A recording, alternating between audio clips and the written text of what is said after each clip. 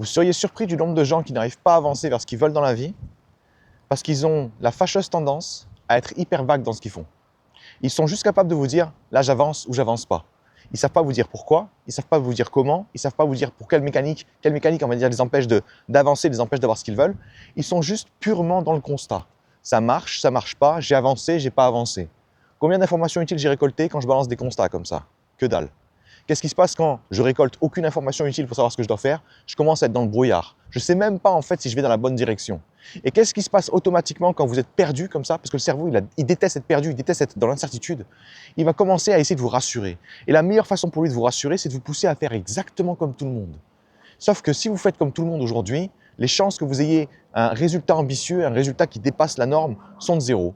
Tout simplement parce que si vous faites comme tout le monde, vous aurez les mêmes résultats que tout le monde. Cette vidéo pour vous dire que si vous êtes incapable de me dire qu'est-ce qui vous empêche d'avancer aujourd'hui, précisément, alors vous êtes complètement dans le brouillard et vous devez commencer à récolter de l'information. Posez-vous la question suivante. Qu'est-ce qu'il faudrait que je fasse là, maintenant, tout de suite, pour commencer à avancer, pour aller beaucoup plus vite que ce que je vais, on va dire que le rythme que j'ai actuellement? Si vous êtes incapable de répondre à cette question-là, continuez de chercher jusqu'à trouver des éléments qui sont, on va dire, suffisamment précis pour vous permettre d'avancer, pour vous permettre de savoir exactement ce que vous devez faire.